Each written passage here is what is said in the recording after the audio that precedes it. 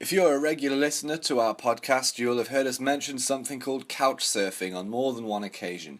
Each time we've mentioned it, we have also followed it up by saying something like, we must do a podcast episode solely on Couchsurfing at some point.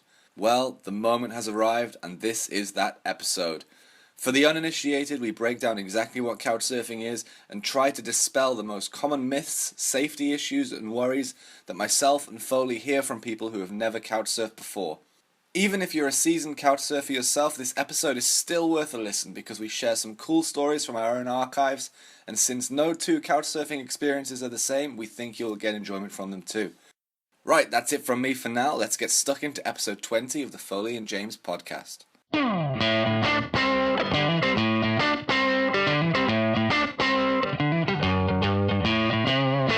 We have teased this in a few episodes previously. If you've listened to our travel podcast, you'll definitely have heard us talking about couchsurfing. We're finally going to do this episode. Foley, why don't you get us started? Because I got you into this. You've got some experience with this, and maybe I can just sort of expand on your little points. Yeah, I'm sure you will be able to, without a doubt. You got me into this, as you said. I didn't know anything about it from the start, but it's a free website, and there's an app of getting to know people in different places, with the overall aim, at least it has been for us in our travels, to get somewhere to sleep for free. Whether that be a couch or a bed.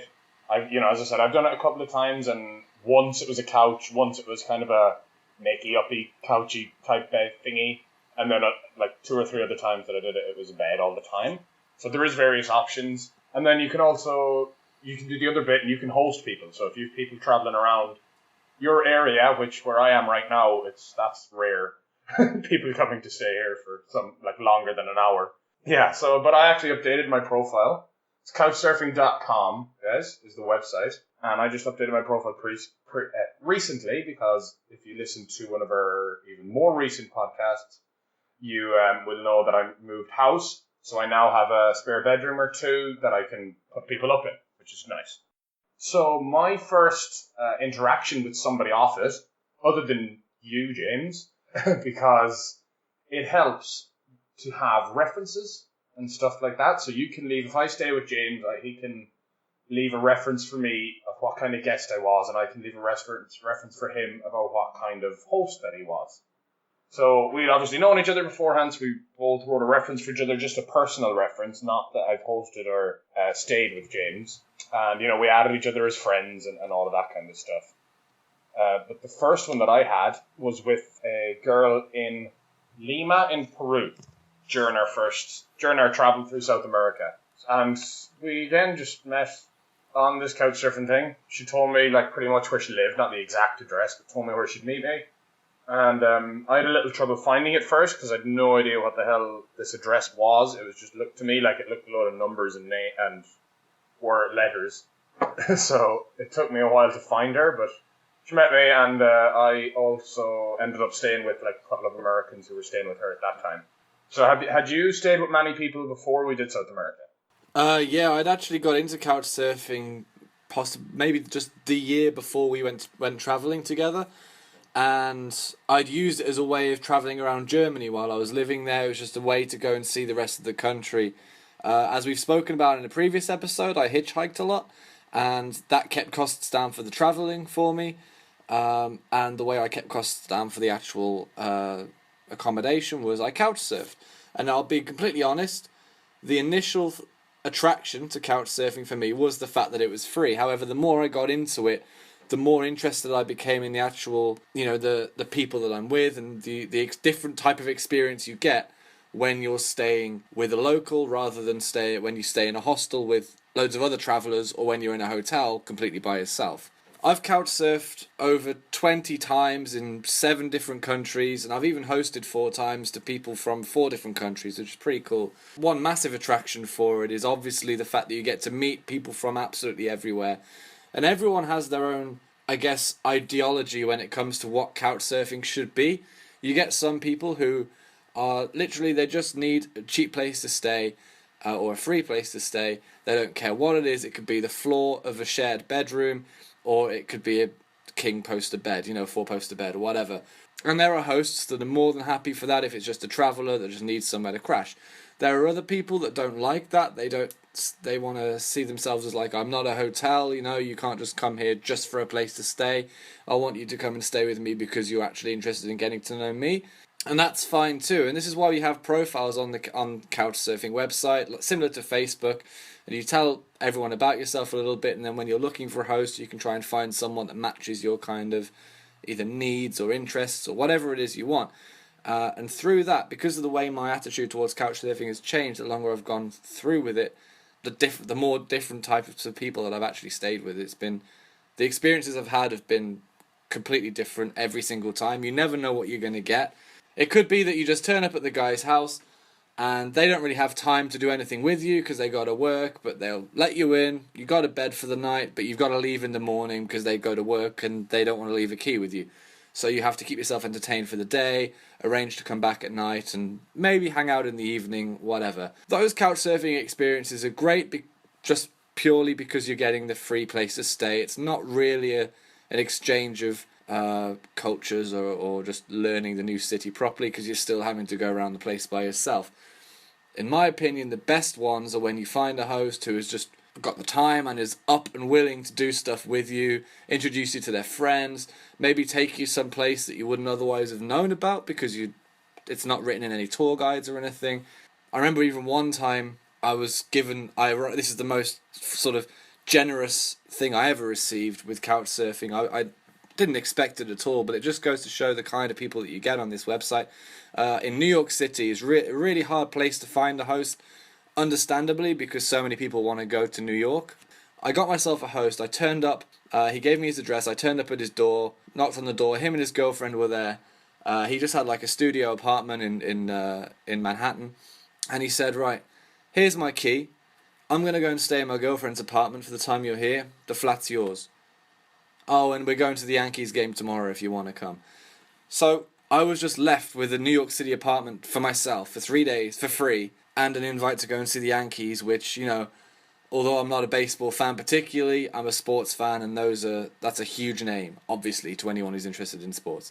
So things like that, it's just, you never know what you're going to get. It's a wonderful way to meet people, and it's safe. I mean, how have you found it with as far as the safety side of things, Foley? Absolutely fine, to tell you the truth. I know the first, time or two that I did it, I was kind of... I was skeptical, 100%. But both of my first and my second time that I did it was in Lima. Both times in Lima, both times with girls, both times absolutely amazing people. Couldn't really do enough for you. The second time was probably better, just in a sense that I was in a better place anyway. I talked about the struggles for the first couple of weeks I had in Peru, but I was definitely in a better place. But she was just much more of an outgoing person. Not saying the first one wasn't, but the second one was just way more outgoing, without a doubt. And we went for dinner, that she paid for. She's like, well, you're couch surfing for a reason because you've no money, so I'll get dinner. It was a burger place in Lima. It's not going to set anyone back too much money anyway. And then, the other places I've done it have been Dallas, again, amazing experience. Shreveport, again, amazing experience. And New Orleans, phenomenal experience. And just like that, the one in Dallas really springs out to me because you'd mentioned it, some people would just be like, all right, there's your bed, you got to be out by 7 because I'm going working. But this woman that I stayed with, she taped a little card with the key in it to the front door and was like, had been messaging me saying, I don't know what time I'll be home at, keys at the front door, help yourself to food in the fridge and all the drinks, whatever. I even bought you something special. She bought a 4-pack of Guinness Lager. She's like, you're Irish, you must like Guinness, but it's lager. What do we do? Literally, just all the instructions, Wi-Fi instructions. She got home at maybe 1 o'clock. I arrived there at 11 at night. She got home at 1 o'clock that night. I stayed up just to say hello because I had nothing else to be doing anyway, so I just sat and watched TV. And again, we chatted for ages, and she dropped me into Dallas or to the train station the next day, which is a Sunday, so there wasn't really much to do. There's nothing to do in Dallas anyways, but on a Sunday there's even less. Unless it's football season, but it wasn't. Yeah, I've been lucky, touch wood, that I've not had a bad experience with Couchsurfing. As I said, now I'm also looking to host, so I really hope that I don't have any bad experience. You don't want to have a bad experience anytime ever in anything anyway. But it's one of those things that now I'm going to be hosting, or hopefully will be hosting. I won't have any weird experiences from that either. Yeah, I mean, that's one of the most common questions you get is, have you had a bad experience? Is it safe? I mean, it sounds to me that, I think you've mentioned so far that you were staying with girls, with females, and were they living on their own? I'm just trying to think, because you're a guy, they don't know you, and they're inviting you into their homes. There's an element of trust there. I'm trying to get across the point of how safe this thing can be, like, were these people living by themselves, or what was the situation? The first one wasn't living, she was living with her family, but there was like a little garage conversion that we stayed in. That was with the two American guys as well. And then the second one, again, living on her own. Actually, now that I think about it, everyone that I've stayed with lived on their own. Exactly. So that's my point. Like, you've got, for all intents and purposes, single females inviting just a guy, they don't know you other than what they've read online, to stay overnight in their house, and they're fine with it. This is something that the reason that the references side of things are there, well, the whole reason the profile is there, but the references are so important on this website. You can have bad experiences, as you can with anything. Right? Mm-hmm. The more sensible you are about things, the lower the likelihood of anything bad happening becomes. For example, I personally do not, with the exception of one time, which I'll go into in a minute, I don't choose to stay with people who have no references, or who don't have a completely filled out profile. I just won't do it because I don't want to risk anything, and I'll usually just stay with people who've got only positive references, or if they have a negative one, you can read it and see what it was, because sometimes there's maybe a guest did something bad and there was a negative references left for them, and then as retaliation that guest just said something horrible about the host, even though that wasn't true. I've seen that happen, and you can get a gauge for that kind of thing by reading through the references, because you can see both sides of the argument. And so I think it's I was going to say I have an exception, as far as I went one time to a host who'd never had any references before, and this was my first time couchsurfing in the US. It was after I flew from South America to Florida. I just put out what they call a public couch request. So there are two ways to do it on Couchsurfing. You literally type in the name of the city you want to visit. It comes up with all the hosts there who are currently accepting guests. Now, you can go through that list of hosts and start targeting people individually if you want, and that gives you a more, if you like, personalized selection of hosts, because you can kind of pick and choose who you want.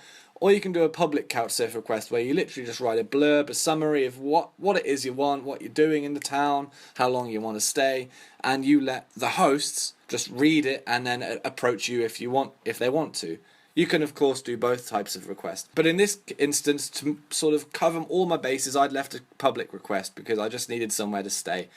And I got a message from this guy who was brand new to Couchsurfing. He'd had no references, and he was just told me this story of how he'd only heard about it quite recently from his cousin when he stayed up in Oregon, who happened to have a Couchsurfer there, and he loved it, and how he just wanted to get into it, and he'd love to invite me to his home to stay there for a few days in Fort Lauderdale. And he was completely open and honest, and he says, I don't want to, scare you or anything, but I do have a pit bull. She's friendly, but some people are uncomfortable with that because of the bad reputation of pit bulls and stuff.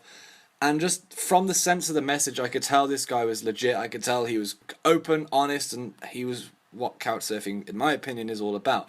So I went for it. I bit the bullet and I accepted his request, and I had just a wonderful time with him. I slept on his couch. I woke up one day with a pit bull's face right in my face. That was kind of a weird experience, but she was the friendliest dog ever. And he took me down to Miami for the day, and we just hung out, and it was just really cool fun. Yeah, that's pretty cool. Yeah, I am same as that, because as I said, you were the one that got me into it, and I don't think I've ever stayed with anyone who doesn't have references either. I'm actually just looking here, and I can't remember one of the people's names, which is really annoying me. I'm sure I could go back through my messages, but I'm not. Way too lazy to do that. But and it's something that you did bring up, and you were trying to push it, but I can't reiterate it enough that the leaving a reference for someone is huge. It really is. It's how other people know that you can be trusted, that you can have fun, what type of person you are, what type of stay you're looking for. Obviously, you'll message these people as well. But they take 5 minutes to check out your profile, and immediately they could be like, nope, or yes, by just reading a couple of references. Yeah, and it's nothing personal either. I mean, it's just your interests might be the complete opposite of another person's interests, and so they don't want to stay with you, or you don't want to stay with them just because of that, because you'll have nothing to talk about. And that's fine. There's nothing wrong with that. There's plenty of people on there.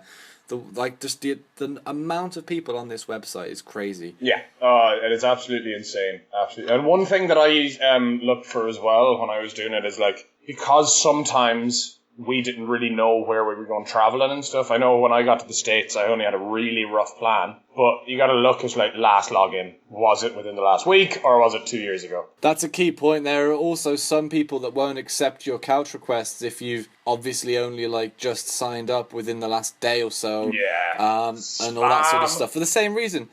And yeah, it could be like a spam thing. There's also plenty of hosts. I'm also like this in a sense. If people want to stay with me, I like it to be a personal message and not just a generic one that they've copied and pasted and targeted to individual people, because that's what a public request is for, you know? Yeah.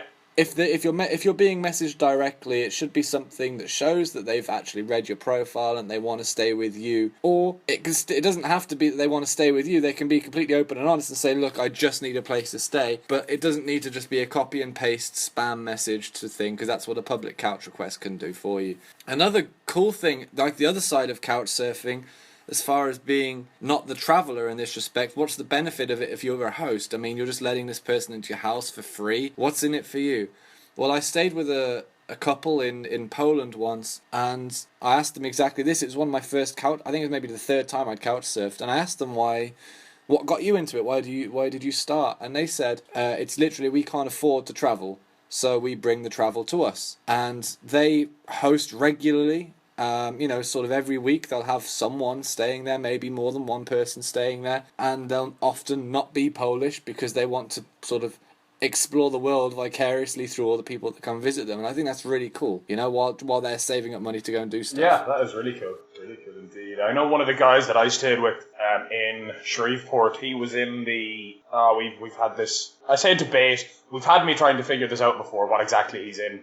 And like in the military, but he's in the military, and he was just like, you know what, man, I've been around the place, I've slept in some really weird places. If I can offer someone a couch, I find that's the least I can do for someone. He was really good like that. He had a few stay with him. It's a phenomenal way of meeting people. You know, I stayed in New Orleans with a guy from Florida where I was on the way to, but he had been in New Orleans for a while and he was really interested. He was a freelance cameraman and stuff. So I got there, my bus broke down on the way to from Shreveport to New Orleans. So it was really late at night. And again, this guy just like, he left the key in the mailbox outside. And so I came in and I was in the front room anyway. And first of all, I had a choice of a double air mattress or a regular double mattress on the ground. So it's rare you get a choice when you're couch surfing, I assume. And he was just like, he went early in the morning off to work. He came back that night. We hung out for a bit and we're like, let's go for a few beers. He's like, yeah, no problem. I just have a meeting to go to really quickly. He's like, do you want to come along? I'm like, what? He's like, yeah, it's just a kind of meet and greet kind of thing. I'm like, yeah, sure. So we got there and it turned out to be a kind of preliminary setup meeting for a New Orleans 48-hour film festival, which I think I've talked about before. So you guys should just go back and check that out. But at this meeting, you met up with, he was a cameraman, as I said, you met up with like sound people, actors, actresses, producers, directors, all of this kind of stuff. And then you'd become a team and you'd go off and do the 48-hour film project in New Orleans. So this year, it's actually coming up soon. It's July 21st to 23rd. And like the short version is the challenge is to make a film in 48 hours with these people that you've met a couple of times previously. But of course, I got there and people are like, you know, the usual loving the accent. And like, oh my God, like, do you act? And I go, actually, I do. So great. Well, like, would you like to join us, our team, maybe? Blah, blah, blah. And I'm like, I'm not going to be here. They're like, oh, that sucks. But we went out after, you know, and we had an absolute great time. It's New Orleans. It's hard not to have a great time, really. But just people like that, you're kind of living, I don't want to say, like you said it, like living through them and seeing the world. You're not really living through them, but you're living with them. Even if it's just a one-night moment or a two-night moment or that kind of thing, which is really cool. Absolutely. I've got a similar story, well, at least one that your story reminded me of just then. Like, I was couch surfed in Heidelberg in Germany, and there was some sort of student festival on in the city, and the girl that I was going to couch surf with happened to be organising the event, and she said, look, you can stay at my place, but I'm not going to be there. I'm organising this event. I'm going to be staying there overnight because I've got to get this whole festival set up. But come along, you can come to the festival, I'll get you in for free, then you can crash at my place, and it'll be great. And so I just turned up at this festival. I had my bag on my back, and I texted her to say I was there. She came out, got me through the gates, and it was just like live music, live comedy, just a just a festival in like a couple of tents and stuff, and it was just really good fun. At the end of the night, when it was time to sort of pack up, she just gave me her address, told me how to get there. I ended up knocking on the door of her house. Her flatmates opened the door. They knew I was coming. They offered me food. They offered me everything. And I just got to stay in her bedroom because she obviously wasn't using it, and I was just given this whole room essentially for the night. It was fantastic, and I got to go to this festival. It was really cool, really cool. That was awesome. And I'd like to say, by the way, take the opportunity just now. I've only mentioned a couple of couch surfing stories here because I'm doing it off the top of my head. For anyone who I've couch surfed with or I've hosted, who I've not mentioned, or if I haven't mentioned a story that you recognise, it's not because I didn't appreciate like hanging out with you. You know, if we had a good time, I've only ever had a good time couch surfing, and it's been wonderful, and all the people I've met have been fantastic. I just want to say that in case anyone gets disappointed that I didn't mention something that was particularly cool, because there is so much.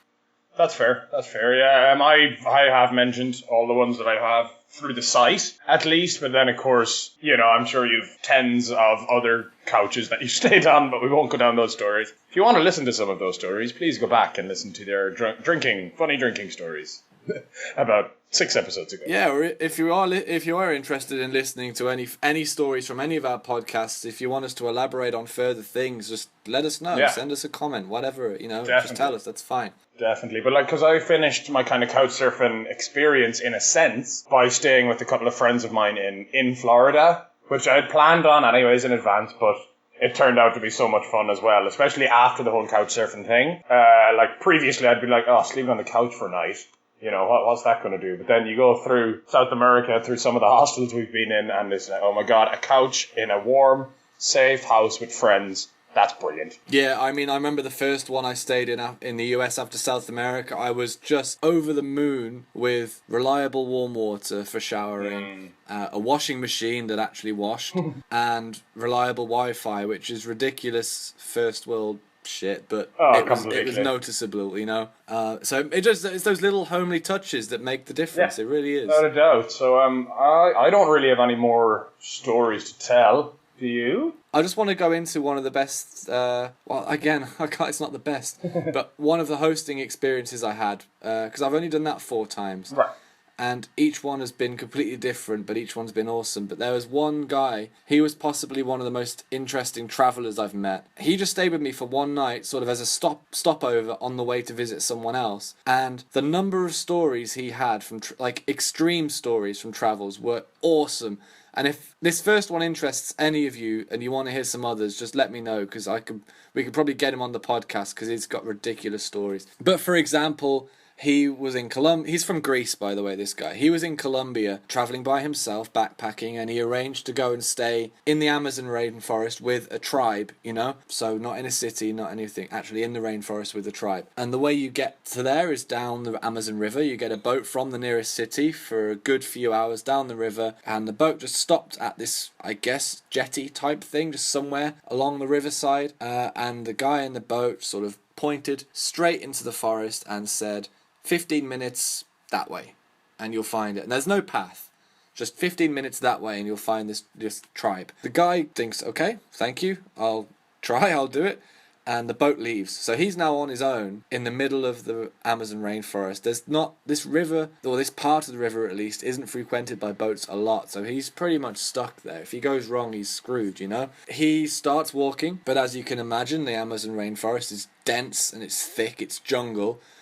And he very quickly realises that walking in a straight line is very difficult because of all the trees and branches and everything that's in the way. Animals that can kill you. Well, animals, everything wants to kill you there. Plants, everything. So he's walking, 15 minutes goes by, he's still walking, nothing going on. Half an hour goes by, he's still going. 2 hours go by, and he's still walking. He eventually stumbles upon this tribe. He was expecting to be walking through the rainforest for 15 minutes, and it took him 2 hours because he went some weird way, you know? Sure. He'd stayed with the tribe for a week. Wonderful. Like, that in itself would have been an amazing experience, but the fact that he didn't tell me anything about that week shows how much the rest of the story gets good. So, on the way back, after a week of staying with this tribe, a tribesperson brought him back to the riverbank. He'd already booked his boat, so he knew it was going to be there. And as the guy on the boat originally had said, when the tribesperson brought him back, it was 15 minutes. He knew the way, kind of thing.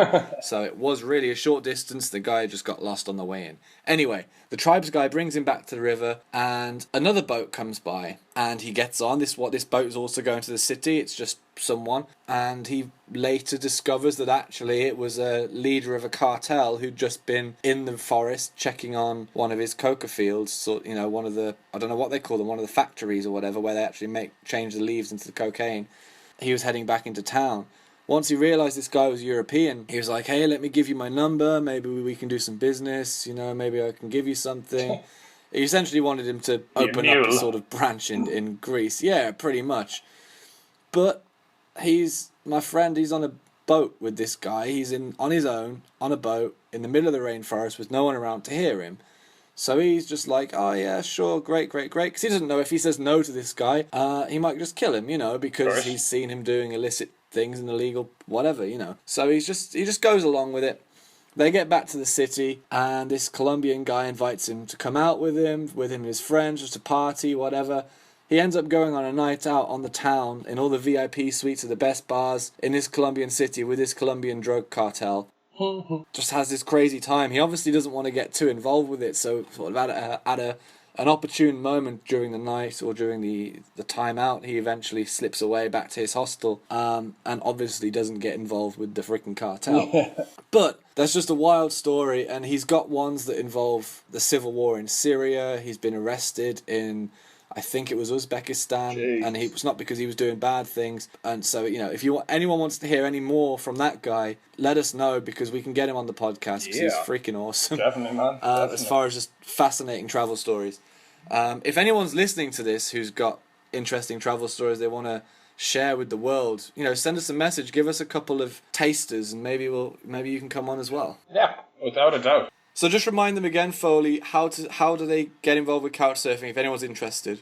So the easiest way, guys, there is an app. It's the Couchsurfing app. That's all it is. But if you go to Couchsurfing.com, it is that easy. You sign up, you make your profile, you tell people bits about yourselves. There's the usual kind of what I'm interested in, why I'm on Couchsurfing, where have I lived, languages you speak, all of that stuff that you'd fill in on almost any profile on anything ever anyway.